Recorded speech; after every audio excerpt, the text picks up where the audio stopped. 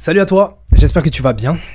Aujourd'hui on va faire une petite vidéo dans laquelle je vais te montrer ma routine de trading. On m'a demandé sur Discord à plusieurs reprises dans la communauté quelle était ma routine de trading en fait, comment j'agençais mes journées entre le matin et le soir, parce que vous m'entendez souvent dire que je fais du 8-18. Donc généralement je me réveille vers peut-être 6-7 heures et puis après tout doucement j'allume mon ordi et je commence à travailler. Mais du coup qu'est-ce que je travaille? Ou qu'est-ce que toi aussi tu peux mettre en place, tu peux faire dans une journée si tu es à temps plein pour apprendre le trading, ou même si tu es à temps partiel entre guillemets et que tu apprends le trading un peu quand tu as le temps. Après bien évidemment ce sera toujours à toi de voir comment tu peux organiser ton temps par rapport à tes obligations professionnelles, sociales, etc. Mais je vais te donner ici mon pattern un peu que je répète tous les jours du lundi au vendredi. Comme ça tu peux peut-être t'ajuster à ça ou peut-être essayer de le copier ou quoi, si ça peut t'aider. Bref, j'espère que la vidéo t'apportera quelque chose. Mais donc sans plus tarder, on va aller sur mon ordi. Alors il faut savoir, bon là j'ai déjà ouvert quelques trucs, je vais juste fermer 2-3 trucs. Il faut savoir que je commence toujours la journée par ouvrir plusieurs pages. Donc la première du coup ça va être mon portfolio qui est... Attendez, hein, hop, voilà, donc j'ouvre toujours plusieurs pages, j'ouvre mon calendrier, mon portfolio, j'ouvre ensuite plusieurs pages d'actualité et Forex Factory, donc vous allez comprendre après. Mon portfolio, donc ici on a commencé le mois d'avril, du coup je trie toujours mes trades par semaine, donc il y a la semaine 15, ça c'est la semaine en cours, semaine 16, semaine 17, semaine 18, d'ailleurs vous voyez ici que j'ai fait un peu de la merde, c'était hier. En réalité, pour vite m'arrêter là-dessus, j'avais pris un short sur l'euro-dollar parce que j'anticipais du coup d'une activité solide aux États-Unis avec les chiffres ISM et aussi un rapport sur l'emploi plus solide. Donc j'étais en train de me dire ok, on va price in du coup un rapport solide sur l'emploi et avec les données d'activité solides aux États-Unis et faible en zone euro, on va avoir un euro-dollar qui va être faible cette semaine, qui va être baissier, potentiellement rejoindre le niveau 1,07. Donc du coup, je me suis placé à la vente, j'avais mon setup, etc. Donc la petite case ici, d'ailleurs, c'est pour voir si j'ai respecté mon plan ou pas. Donc vous voyez qu'il y a un V et puis il y a 3 croix. Donc la première position que j'ai prise, j'avais mon setup, j'avais mon biais fondamental, etc. Ok, tout allait bien. J'anticipais un ralentissement de l'inflation, donc plus important que prévu de l'inflation en zone euro, qui selon moi allait faire baisser l'euro. Donc jusque-là, tout allait bien. On a eu l'inflation de la zone euro qui est sortie, plus faible que prévu. Mon trade va un peu dans le bon sens. Et puis là, ça tourne. Je me fais sortir, parce que le prix, vous l'avez peut-être vu pour ceux qui ont échangé l'euro, du coup hier, subitement, vers la fin de matinée, il s'est apprécié. Et puis ça a continué comme ça dans l'après-midi. Ensuite, j'ai rouvert une position, et là, c'était clairement du FOMO. Enfin, pas du FOMO, mais un peu du revenge trading, donc du trading un peu de revanche. Deuxième perte, et puis là j'ai fait complètement n'importe quoi. Alors après au total j'ai pas perdu énormément, dans le sens où au total j'ai perdu à peu près 0,75%. Donc au niveau de mon capital ça va, je l'ai pas trop endommagé, mais je trouve ça quand même bête, dans le sens où quand je prends du recul à la fin de la journée, quand j'ai fait ma revue de la journée, je me suis dit punaise en fait c'était une journée à 3 pertes, puisque là j'ai quasi break-even, donc c'était une journée à 3 pertes alors que normalement j'aurais dû en avoir juste une. La position que j'ai ouverte en respectant mon plan et puis elle n'est pas passée parce que l'ISM, oui, pourquoi elle n'est pas passée? L'ISM du coup est sorti plus fort que prévu aux États-Unis et on a observé un ralentissement plus important que prévu des prix. Dans le secteur des services, du coup, c'est bullish pour l'euro, ou en tout cas bearish pour le dollar, du coup l'euro s'est envolé, ça m'a sorti de ma position, mais jusque-là, ça avait du sens. C'est rien de grave, je veux dire, voilà, tous les trades ne passent pas, ça vous le savez, on peut pas être gagnant à 100% du temps. Mais pour les autres positions, franchement, je suis pas fier de moi, il va falloir que je travaille beaucoup ma psychologie. Mais bref, c'était une parenthèse. Et donc je commence toujours ma journée en ouvrant ces pages-là. Et je reste pas sur cette page-ci, en fait, je vais directement dans la page de la semaine. Alors il faut savoir qu'en début de semaine, généralement c'est le week-end, je fais toujours une grosse analyse des événements économiques majeurs qui vont sortir sur la semaine. Je mets un petit screenshot avec les événements principaux qui vont sortir, etc. Comme ça j'ai une vue sur le calendrier. Souvent j'aime lire des articles et quand il y a un article que je trouve intéressant qui parle globalement de la semaine à venir, je le mets ici. Donc ici j'ai référencé un article d'ING Think. Donc ça c'est pour le week-end, généralement je fais ça samedi ou dimanche. Ensuite après pendant la semaine je vais faire toutes mes prévisions économiques au jour le jour. Donc vous voyez que ça ressemble à quoi? Bon lundi on avait le congé de Pâques donc j'ai pas tradé, mais donc mardi par exemple voilà, je vais mettre une brève description de ce qui s'est passé précédemment, ce qui va potentiellement se passer dans la journée et dans la semaine à venir. Et donc tous les jours je fais cette petite analyse là. Parfois je fais aussi une petite analyse technique en dessous de l'article ici. Je mets pas de screenshot, je mets pas d'image. Généralement, je regarde directement les graphiques devant mes yeux. Et alors, ce que j'aime aussi faire, c'est mettre des commentaires dans la journée en fonction de ce qui s'est passé. Par exemple, ici, vous voyez, hier, qu'est-ce qu'on a eu? L'inflation en zone euro a ralenti plus que prévu. Mais donc, jusque-là, c'est juste de la lecture de données. Je ne fais que relater des faits. Il n'y a pas vraiment d'analyse, en tout cas dans les commentaires. Plus loin, après, je mets comment j'interprète les données ou ce que je pense que le marché va faire. Et au-dessus, je résume mon biais en disant tiens, au début de la semaine j'étais haussier sur l'euro-dollar, ensuite j'étais baissier mais du coup j'ai barré parce que mon billet a été invalidé par la publication ISM aux États-Unis. Puis là du coup j'ai de nouveau un billet haussier qui pour l'instant se porte bien dans le sens où l'euro a bel et bien rejoint cette zone. Donc voilà, mon process c'est chaque matin J'ouvre ces pages-là. Donc par exemple pour vendredi, voilà, pour demain en fait, donc demain à 7h45, 8h plus ou moins, c'est vers ces heures-là, donc 1h, 1h15 avant l'ouverture de Londres qui est 9h du coup. J'ouvre cette page et du coup ici je suis censé écrire mes prévisions économiques pour la journée. Alors sur base de quoi est-ce que je l'ai fait? Je vais passer une demi-heure à 1h, donc entre 8 et 9h plus ou moins, à lire des articles. Alors ce que j'aime souvent faire, vous voyez que j'ai ouvert 3 sites d'articles économiques. Dans un premier temps, je vais aller sur TradingView. Donc ça, bon, j'ai déjà mis la page en favori, mais donc quand tu vas sur le site TradingView, l'accueil, ok, tu peux aller dans Actualité, et ensuite tu peux aller dans Continuer à lire. Et alors tu vas avoir cette mise en page, tu peux choisir de les mettre en carré ou en ligne, j'aime bien les mettre en ligne. Et si tu veux avoir un peu un filtre, je te conseille de cocher la case indice. Comme ça du coup tu n'as que certaines datas qui vont être intéressantes, surtout si tu trades le Forex. Alors tu vas me dire mais oui mais pourquoi tu mets pas Forex? Parce qu'il y a certains articles qui sont pas mis et qui m'intéressent pour les indices. Donc du coup à ce moment-là, ce que je vais faire c'est le matin, je vais souvent lire l'article qui commence par l'Europe tatata. Donc il faut le voir, c'est publié vers 7-8 heures, c'est publié par Reuters, pas AFP mais Reuters. Et donc par exemple ce matin j'ai lu cet article-là. Prudence en vue en Europe, tu vois que c'est publié à 7h30. Et tu as un petit résumé des marchés. Alors bien évidemment, c'est surtout axé autour des actions, donc des indices. Et tu as quand même pas mal d'informations sur le reste. Donc voilà, le rebond sur les actions enregistrées en février, à la faveur d'un ralentissement des prix à la consommation et de l'activité des services. Donc tu vois, tu as un petit récap. Chiffre définitif des indices PMI qui devaient être publiés ce matin, ils sont sortis. Aux États-Unis, en attendant le rapport sur l'emploi de vendredi, on a les inscriptions hebdomadaires au chômage, on a déjà eu les JOLTS, l'ADP. Et donc tu as un chouette récap. Et si tu descends un peu plus bas, tu retrouves du coup un petit récap sur le marché d'échange. Donc du coup, le dollar a reculé. Parfois, ils mettent une raison à ça. L'euro aussi, l'euro-dollar, donc comment il évolue. Et puis alors aussi les marchés des rendements, est-ce que les rendements s'apprécient, américains et allemands. Du coup, c'est très intéressant. Je lis ça en tout premier. Parfois, du coup, je vais sur Reuters. Donc, je vais te mettre le site, ça c'est l'accueil. Je vais sur Reuters et je vais du coup dans Market Currencies. Et alors, tu descends un peu et tu as pas mal d'articles aussi qui sont intéressants. Ils sont en anglais, mais du coup, un petit trick que j'ai, c'est que si tu as par exemple Google Chrome ou n'importe quel moteur de recherche, tu peux installer un plugin. Donc, j'ai installé Google Traduction en plugin. Et alors, je peux directement traduire la page, comme tu l'as vu ici. Et alors, je lis, tout simplement, je lis. L'idée, en fait, c'est vraiment d'avoir une vue globale des marchés, comme je l'ai dit, de ce qui s'est passé, de ce qui est en train de se passer et de ce qui va se passer. Et par rapport à ça, je vais essayer de faire mes prévisions économiques. Je vais aussi, bien évidemment, regarder le calendrier. Ok, qu'est-ce qu'on a dans la journée, qu'est-ce qu'on a demain, qu'est-ce qu'on a dans la semaine. Mais tout ça, je l'ai déjà ici, mais je vous le montrerai après. Et alors, ce que j'aime faire aussi, c'est aller dans l'onglet Macro Matters. Enfin, ici, ouais, je vais enlever la traduction. Donc, quand tu vas dans Markets et tu vas dans Macro Matters, tu as toutes les analyses, en fait, des datas qui sont sorties. Donc, par exemple, ici, tu vois qu'on a la publication de la balance commerciale aux États-Unis. Si je descends un petit peu, voilà, on a eu la publication de l'inflation dans les Länder allemands, on a eu la publication de l'inflation en zone euro, mais donc tu as un petit article qui résume un peu la data et ce que ça implique pour les marchés.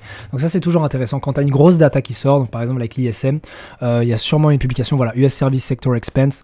Donc ça, du coup, c'est en lien avec l'ISM. Enfin, le PMI des services publié par ISM. Et on avait aussi eu un discours du président de la Fed, Jérôme Powell, et ça aussi, ils en ont fait un article qui récapitule. Donc cet onglet-là, Macro Matters aussi, est très intéressant. Et puis alors, ING Think, ce que j'aime faire, c'est lire le matin la petite section FX Daily. Donc chaque matin, vers à peu près 9h, ils publient du coup une sorte d'analyse des marchés FX. Donc ils regardent du coup ce qu'il y a du côté américain pour le dollar, ce qu'il y a pour l'euro, et puis alors après, ils choisissent 2 autres devises, mais ça change. Mais en tout cas, ils font toujours le dollar et l'euro, donc c'est très intéressant pour moi qui trade l'euro-dollar, parce que j'ai un récap de ce qui se passe aux États-Unis et en Europe, et en plus, comme c'est des analystes et économistes qui travaillent pour ING, ils font un peu une prévision. Donc tu vas voir par exemple, ok, nous on pense que le dollar va s'établir à tel niveau, on pense que l'euro USD va s'établir à tel niveau. Alors bon, ça reste des êtres humains, donc parfois ils se trompent, mais l'idée c'est de comparer après ta vision à la leur pour se dire, tiens, est-ce qu'on a la même vision? Ok, si on a la même vision, pourquoi? Est-ce qu'on a une vision divergente? Est-ce que lui il pense que ça va faire ça, moi je pense que ça va faire ça? Pourquoi on pense différemment? Quels sont nos points de vue? Et essayer de voir, entre guillemets, pas nécessairement qui a raison, mais comment profiter du coup d'un mouvement de prix malgré le fait que je ne sois pas d'accord avec des analystes chez ING. Parfois ça arrive que je me trompe et ils ont raison, parfois ça arrive qu'ils se trompent et j'ai raison, dans le sens, quand je dis raison, c'est par rapport à la direction que le prix va prendre à court terme ou à moyen terme. Donc voilà. Mais donc, ça c'est toujours la première chose que je fais. Beaucoup de lectures, d'articles, d'actualités. Ce que je fais aussi, c'est que je vais regarder les datas de la veille si je les ai pas complétées, parce que j'aime avoir mon propre calendrier économique. Donc toutes les données ici, c'est les mêmes que celles que tu as du coup sur Forex Factory. C'est juste que ici, je vais pouvoir prendre des notes. Donc par exemple, tu vas voir que ici, hier, j'ai pu prendre des notes pour la publication d'ADP. Je peux prendre des notes pour la publication du PMI des services, ou pour le discours de Jérôme Powell. J'aime bien référencer un article à chaque fois. Mais donc du coup, après avoir pris des notes par rapport aux datas de la veille, par rapport à... Enfin bref, après avoir fait toute cette lecture, recherche un peu, je vais commencer petit à petit à écrire du coup mon récap, ou plutôt ma prévision pour la journée. Et une fois que c'est fait, à la fin, je formule un billet que je vais retaper juste ici en une phrase. Donc mon billet pour l'euro-dollar, et voilà. Puis alors je vais souvent mettre un objectif. Donc quel va être mon objectif de trading aujourd'hui? Est-ce que par exemple aujourd'hui j'ai mis que c'était de ne rien faire? Parce que du coup on n'avait pas vraiment de data par les inscriptions hebdomadaires au chômage, donc je ne vais rien faire. Mais parfois, tu vois, identifier un setup de vente. Donc je mets un peu c'est quoi mon objectif pour la journée. Et comme je l'ai dit, les commentaires dans la journée, c'est toutes les datas qui sont publiées dans la journée. Je mets un petit récap ici. Mais donc voilà, donc ça c'est tout mon process le matin. Vers 9h, 9h30, j'ai fini tout ça. Et si j'ai des positions à ouvrir, je commence à placer mes ordres sur les marchés. Je termine toujours, donc après avoir fait mes analyses fondamentales, par une analyse technique avancée.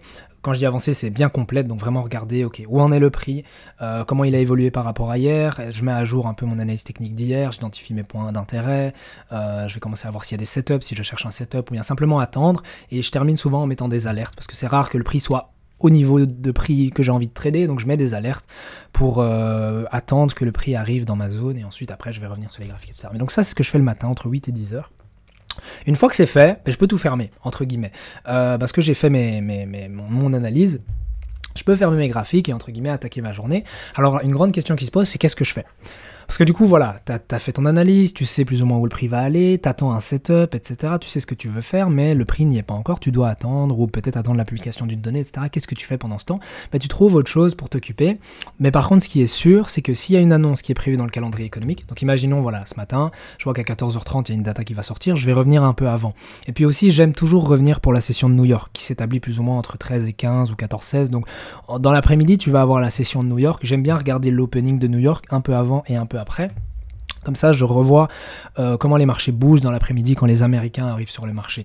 Mais sinon, à part ça, entre du coup la session de Londres et de New York et après la session de Londres qui ferme vers 17h30, j'ai pas de trading pur à faire. Donc ce que je vais faire, c'est tout mon apprentissage du trading. Parce que comme tu le sais, si tu suis cette chaîne depuis un petit temps, mon but c'est d'être trader pro à la fin de l'année. Et donc pour le devenir, il faut que j'apprenne le trading en parallèle à la pratique. Donc je pratique sur mon compte démo, sur mon compte PropFirm. Mais à côté de ça, je continue d'apprendre le trading, de raffiner ma stratégie, d'améliorer ma psychologie, mon analyse fondamentale, etc., ma gestion des risques. Et donc du coup, ça dépend par rapport à ce que je vais faire. Souvent, j'aime bien organiser mon apprentissage par mois. Donc chaque mois, je vais me donner un thème de trading à étudier. Le mois précédent, par exemple, c'était la psychologie de trading. Donc j'étais en train de lire un livre de trading. J'en ai même lu 2, je crois, ou 3 sur le mois. Et donc voilà, je lis mon livre, je prends des notes, peut-être je souligne dedans, etc. J'essaie vraiment de travailler ma psychologie de trading. Il y a un mois, par exemple, j'ai amélioré mon analyse fondamentale. Donc à ce moment-là, j'ai relu du coup un très chouette livre. Je peux vous le montrer à l'écran. Donc c'est ce livre-ci, je l'ai déjà cité plusieurs fois, mais donc c'est The Secrets of Economic Indicators de Bernard Baumol. Très bon livre qui te donne tous les indicateurs économiques principaux que tu vas retrouver sur Forex Factory. Mais donc voilà, par exemple ça c'était plutôt il y a quelques mois déjà. Mais donc j'ai revu tout ce livre-là pour vraiment raffiner le plus possible mon analyse fondamentale et être encore meilleur là-dedans. Mais donc voilà, et pour le mois d'avril, j'avoue que je suis encore en train de faire ma revue mensuelle et trimestrielle, parce que ça prend pas un jour. Donc je suis encore en train de revoir tous mes précédents mois de trading depuis que j'ai ouvert la chaîne YouTube. Et une fois que tout ça sera au clair, donc une fois que j'aurai fait une grosse mise au point dans mon trading, je vais pouvoir déterminer ce que je vais faire pour les 30 prochains jours. Et à ce moment-là, en fait, je vais me faire une to-do list. Littéralement, que ce soit sur papier ou en ligne, tu fais ça comme tu veux. Une to-do list de, tiens, pour améliorer mon trading, je pense que ça pourrait être intéressant de faire ci, faire ça. Peut-être, je sais pas moi, faire du backtesting, faire la lecture de tel livre, faire ci, ça, enfin bref. Je me donne en gros un peu de la matière à étudier, à travailler, etc. Des points précis dans ma stratégie à améliorer. Et puis je vais juste bosser à ça. Donc ça, mes journées vont globalement s'agencer comme ça. C'est le matin, je fais ma session de Londres. Ensuite, du coup, je vais prendre ma liste et regarder ce que je peux améliorer dans mon trading. Et donc améliorer mon trading. Puis après, il y a les datas ou bien la session de New York, donc je vais prendre la session de New York, je vais aller trader, ajuster mes positions, ouvrir des positions, regarder les annonces économiques, peut-être aussi parfois je regarde sur YouTube, il y a la chaîne Bloomberg qui fait des lives, parfois c'est intéressant parce qu'ils décortiquent les annonces quand elles sortent en temps réel, donc ça peut être intéressant. Si tu as une data à 14h30, tu ouvres la chaîne Bloomberg, donc tu as Bloomberg sur YouTube, tu vas sur leur live en direct, et tu regardes simplement, ok, telle data est sortie à tel niveau, ça veut dire quoi, etc. C'est intéressant aussi. Mais du coup après ça, fin de journée, donc comment je clôture ma journée? À 17h30, c'est généralement à cette heure-là, je fais mon récap des marchés. Donc la session de Londres est terminée, je regarde du coup ce qui s'est passé, je regarde si j'ai des positions encore ouvertes, est-ce que je les ferme, est-ce que je les garde ouvertes, est-ce que je dois placer des ordres, etc. Enfin bref, j'ajuste tout ça. Et puis, donc, je fais mon récap des marchés, j'ai fini ma journée de trading jusque-là. Tout ce qui se passe après 18h, je ne regarde pas. Si j'ai une alerte qui sonne, je ne regarde pas. Tout, normalement, est fait pour être, entre guillemets, automatisé. Ça veut dire que ce qui va se passer pendant la nuit, En gros, entre 18 et 8 heures le lendemain, je suis off. Donc il faut que si j'ai des positions ouvertes, normalement elles sont en automatique. Ça veut dire que j'ai mon stop à un endroit, j'ai un TP à un endroit, mais le prix peut fluctuer. Je risque pas le lendemain de me réveiller, oh mon dieu, le prix a été contre moi, j'avais pas de stop placé et tout. Non, il n'y a pas ça. Juste le lendemain, voilà, j'ai mes alertes et je regarde un peu ce qui s'est passé, etc. Mais ça, c'est pendant la session du matin. Mais globalement, après 18h, je dois pouvoir être en off. Donc tout doit être, entre guillemets, en automatique. Si j'ai des positions, des TP, machin, tout ça doit être déjà placé avant que je quitte les marchés. Et puis le soir, tu fais ce que tu veux, hein, après 18h. Généralement, je continue un peu à bosser. C'est souvent à ce moment-là que je fais ma vidéo, du coup, après la journée. Tu l'auras remarqué, je publie souvent tard parce que je fais ma vidéo vers 19, 20, 21h. Et puis le temps qu'elle se publie, que je fasse la miniature, etc., ça prend un petit peu de temps. C'est pour ça que souvent, elle sort tard, vers 21, 22h. Mais donc voilà, globalement, c'est comme ça que j'agence mes journées. Après, bien évidemment, il y a des journées où parfois je travaille pas que le trading, parce que si tu devais travailler que le trading 24h/24, 7 jours sur 7, tu pèterais un câble. Mais donc, bien évidemment, j'ai d'autres choses à faire. Parfois, je peux avoir des activités avec mes amis, des activités sociales. D'ailleurs, si tu veux voir un peu ce que je fais en dehors du trading, tu peux me suivre sur Instagram. Mon Instagram est dans la description. J'y mets souvent des stories ou des trucs en dehors du trading. Enfin, je mets aussi des trucs de trading que tu retrouves pas sur YouTube, mais je mets aussi des trucs de ma vie courante. Donc ça peut aussi être sympa. Mais donc sinon, voilà, je peux lire des livres, je sais pas moi, de développement personnel. Je peux, je sais pas moi, travailler pour améliorer ma chaîne YouTube. Enfin bref, ce que je veux dire par là, c'est que je vais toujours essayer d'être productif du matin au soir. Donc comme une journée de travail, même si je vais pas être devant mes écrans, devant mes graphiques, 24h/24, à trader exactement, etc. Donc voilà. Mais donc, dernière petite chose, après, qu'est-ce que je fais de mon week-end? Il y a deux choses que je m'oblige à faire à chaque fois. Tout le reste, après, j'agence mon week-end comme je le veux. Mais il y a deux choses que je m'oblige à faire. C'est le samedi, idéalement, la revue de la semaine. Donc revoir sa semaine, ça peut être déjà revoir toutes les annonces économiques qui sont sorties, quelles étaient les annonces majeures, comment les prix ont bougé par rapport à ça, revoir les graphiques d'un point de vue technique, et puis aussi revoir mes positions, qu'est-ce que j'ai bien fait, qu'est-ce que j'ai mal fait, qu'est-ce que j'ai encore à apprendre. Avec tout ça aussi, j'aime bien faire une revue personnelle, donc ça c'est en dehors des graphiques. Tiens, qu'est-ce qui s'est passé dans ma vie cette semaine-ci, comment je peux améliorer ma vie d'un point de vue personnel. Et puis alors ensuite le dimanche, ce que je m'oblige à faire, c'est la prévision pour la semaine à venir. Donc c'est tout ce que vous aviez vu au début avec les gros événements économiques majeurs de la semaine, ça je le prépare le dimanche. Je prépare déjà mon calendrier, comme ça j'enregistre déjà les datas qui vont sortir, je fais une petite analyse technique pour avoir déjà une idée de billets, même si je vais raffiner ça lundi. Et aussi je me donne les choses à faire dans mon apprentissage, comme ça je suis pas là, imaginons une fois que j'ai fini la session du lundi, le matin, la session de Londres, en mode qu'est-ce que je vais faire maintenant que j'ai fini mon trading entre guillemets, je fais quoi de mon temps libre? Non, je sais déjà, le week-end je planifie ce que je vais étudier, ce que je vais travailler, etc. Avec toujours un peu des objectifs par semaine. Et puis globalement c'est ça. Donc maintenant peut-être que tu te poses une question, c'est mais comment tu fais pour avoir tout ce temps libre? Parce que du coup les gens se disent oui, est-ce que tu étudies, est-ce que tu étudies pas, etc. J'ai étudié du coup les sciences économiques pendant longtemps. Après cette année-ci, du coup j'ai arrêté les études pour ne plus rien faire après, j'allais dire comme si j'allais faire quelque chose après, en fait, pour me mettre à fond dans le trading. Donc ça fait déjà quelques mois que je suis à fond dans le trading, un peu en même temps que j'ai lancé la chaîne YouTube. Enfin c'était un peu avant, mais voilà. Et donc du coup je me donne jusqu'à plus ou moins août-septembre, donc jusqu'à la fin de l'année scolaire, du coup pour juste me donner à fond dans le trading, voir ce que ça donne un peu. Après je verrai ce que je fais, donc peut-être qu'après j'irai travailler à mi-temps pour du coup avoir une rentrée d'argent. Mais du coup pour l'instant c'est ça que je fais. Après si toi maintenant tu as des obligations professionnelles, sociales, scolaires, etc., ce que tu peux éventuellement faire, ce que je te conseille, c'est d'essayer d'agencer ton trading autour des sessions. Donc ça veut dire que soit tu trades la session du matin, donc 8-10 plus ou moins, soit tu vas trader la session de New York. Pour une paire comme l'euro-dollar, je conseille plutôt la session de New York, parce que le matin, il va y avoir beaucoup de fake-out, beaucoup de, pas de manipulation, mais beaucoup de mouvements un peu erratiques de prix. Je sais pas si le mot se dit, mais beaucoup de mouvements un peu très volatiles, mais qui vont pas vraiment avoir de sens. En tout cas, tu peux très facilement te faire piéger en voyant le matin le prix part dans une direction, sauf que pour prendre la direction complètement inverse l'après-midi. Donc peut-être que si tu trades une paire comme l'euro-dollar, c'est plus intéressant de trader la paire pendant la session de New York, ou bien carrément trader les paires asiatiques. Si maintenant tu n'es disponible que le soir, vers 22h, tu peux trade entre guillemets pendant la nuit, l'opening asiatique, et à ce moment-là, oui, tu trades en fin de journée. Mais donc c'est à toi de voir par rapport à tes obligations professionnelles, quand est-ce que tu es sûr d'avoir un créneau de 2-3 heures de libre tous les jours. Et puis forcément, si tu as beaucoup de choses à faire en dehors du trading, peut-être s'orienter plus vers du swing trading peut-être. Pourquoi? Parce que tu fais quelques analyses, mais tu dois pas regarder tes graphiques tout le temps et être là, genre vraiment fixé à tes graphiques. Tu peux préparer ton analyse et c'est très lent, dans le sens où tu as vraiment le temps de voir le prix arriver dans ta zone, tu as vraiment le temps de voir un setup se dessiner. Honnêtement, selon ma stratégie, je prends peut-être 1 ou 2 positions par semaine et c'est suffisant pour avoir suffisamment de profit entre guillemets. Mais après si voilà tu veux être un scalper et tu te dis moi tous les jours je vais trader je sais pas moi 2, 3, 4 heures à fond focus parce que j'ai ce temps, tu peux aussi. Mais donc un petit conseil pour ceux qui débuteraient, c'est d'essayer d'aligner en fait, enfin d'avoir un horaire de trading et de te dire, comme ça te permet non seulement d'avoir une sorte de routine, de discipline, donc te dire ben voilà, c'est facile tous les matins, à 8h je fais mon trading jusqu'à 10h et ensuite je suis chill et puis après je regarde la session de New York. Et puis aussi préparer mes trades le matin et puis alors le soir faire une revue de la journée et puis le week-end revue de la semaine et puis le dimanche préparation de la semaine à venir. Un peu cette routine, ça te permet vraiment de professionnaliser ton trading et de pas être juste là comme beaucoup de débutants en mode bah tiens je vais regarder un peu les graphiques aujourd'hui, je vais voir ce que je fais. Non, ça c'est pas une approche très sérieuse, c'est pas une approche très professionnelle. Tu t'en doutes, les traders en institution, ils sont là tous les jours de 8 à 18, c'est leur métier, c'est leur boulot, on les paye pour quelque chose. Donc c'est un peu l'approche que tu as envie d'avoir. Après bien évidemment, il existe autant d'approches différentes du trading que d'individus, je suis pas en train de dire que c'est la seule façon de faire ou la bonne façon de faire, mais c'est la manière que j'utilise pour mon trading.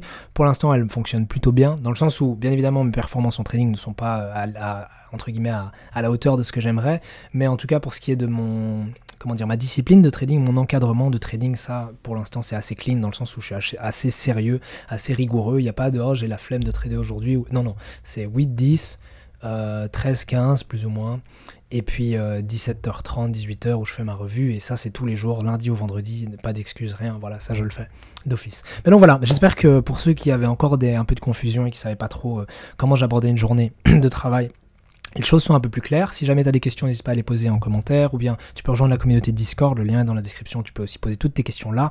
On est plus de 400 je crois, donc il y a plein de gens avec qui discuter à propos de trading, etc. C'est super chouette, il y a une bonne ambiance. Ou bien tu peux directement m'envoyer un message privé sur Instagram, le lien est aussi dans la description.